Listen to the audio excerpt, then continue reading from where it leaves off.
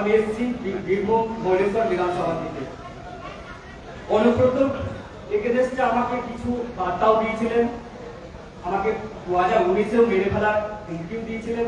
আমি মারতে পারিনি, যে আমার এই দাগটা দেখছেন, আমার ডান চোখটা একদমই নীল আমার ক্ষেত্রে হয়েছে, সেখানে আমি বেঁচে এসেছি। এখনো আমি পঞ্চায়েত ভোগের পর মাননীয় শুভেন্দু অধিকারী মহাশয়ের জন্য আমি বেঁচে গেছি। হসপিটাল থেকে নার্সিংহোম ফেরার পর থেকে আমার দাদাকে এইভাবে ছিনিয়ে নেয়। তাই আমি এটুকুই জানিয়ে রাখতে চাইছি, আগামী দিনে লড়াইটা আমি আমার দাদাকে হারিয়েছি বলে যে বন্ধ করে দেবো তাই নয়, আগামী দিনে যেন আমার মতো কেউ দাদাকে সন্তানকে না হারাতে হয়। সকলে একসাথে থাকবো, একসাথে লড়াই করবো, একই সুরে একই সুর বলবো, ভারত মাতা কি জয়, ভারত মাতা কি জয়, ভারত মাতা কি জয়, বন্দে মাতরম, বন্দে মাতরম, নরেন্দ্র মোদি জিন্দাবাদ, জিন্দাবাদ জিন্দাবাদ, নরেন্দ্র মোদি জিন্দাবাদ, জিন্দাবাদ জিন্দাবাদ, মাননীয় শুভেন্দু অধিকারী মহাশয় জিন্দাবাদ, জিন্দাবাদ জিন্দাবাদ। এই বলে আমি আমার ছোট্ট বক্তব্য রাখলাম। শুনলেন অভিজ্ঞতা। এই হচ্ছে আমাদের পশ্চিমবঙ্গের দুর্ভাগ্য, যেখানে গণতান্ত্রিকভাবে রাজনৈতিক পরিসরটা পর্যন্ত নেই। সারা ভারতবর্ষে নির্বাচন হয়েছে, কোথাও দেখেছেন এরকম অভিজ্ঞতা? কিন্তু আমাদের দুর্ভাগ্য, আমাদের এটা দেখতে হয়। একটি ছেলে তার পরিবারের নিজের দাদাকে হারিয়েছে, কিন্তু এটাই বিজেপি, এটাই ভারতীয় জনতা পার্টি, যে সে আজও লড়াই করার শপথ রয়েছে এবং আপনারাও সকলে মিলে লড়াই করছে। এরপর আমরা বক্তব্য রাখার জন্য অনুরোধ করব শ্রী মনোজ দেবনাথ মহাশয়কে।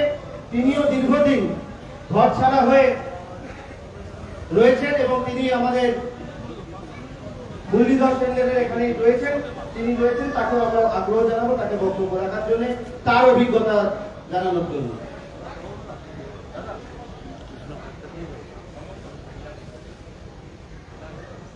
উপস্থিত বিরোধী দলনেতা এবং আমাদের রাজ্যের অন্যান্য কার্যকর্তা, জেলার অন্যান্য কার্যকর্তা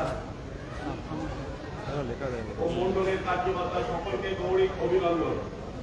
2021-এর আগে থেকেই সারা পশ্চিমবঙ্গের সরকার শুরু হয়ে গেছে। এখন বর্তমানে যেসব জমির জন্য যে সমস্ত ভাঙা হচ্ছে রাস্তার ধারে, এই ধরনের জমি দখল, বিখ্যাত পূর্ব ক্যানিং, ভাঙন বা এইসব এলাকায় 2021-এর আগে 2014 সালে আমার বড় জ্যাঠা সুনীল কৃষ্ণ দেবনাথ, যিনি বোদ্রা স্কুলের হেডমাস্টার ছিলেন, তাকে খুন করা হয়েছিল জমি দখলের জন্য। তারপরে 2015 সালে আমার বাবাকে খুন করা হয় এবং 2021-এর আগে থেকে সমস্ত জমি জায়গা ছেড়ে দিয়ে চলে যেতে বলে।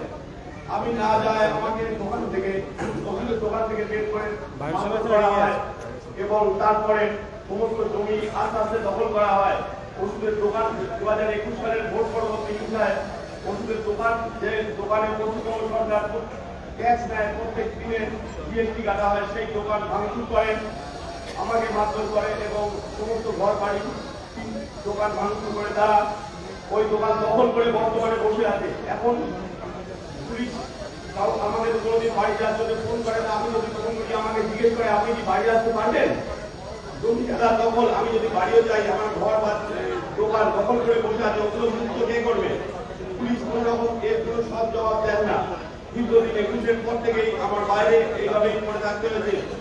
পৈতৃক সম্পত্তি এবং সমস্ত জমি জায়গা দখল করে রেখে দিয়েছে তারা, কার্যকর্তারা। যাই হোক, আমি আর আমার পরে অনেকে বলবেন, আমি আর বেশি বলতে চাই না। ধন্যবাদ। আমরা দেখছি যে অন্যান্য এমএলএরও কিন্তু এসে উপস্থিত হয়েছেন এবং মূলত আপনাদের জানিয়ে আমরা বেশ কিছু ঘর ছাড়াদের বক্তব্য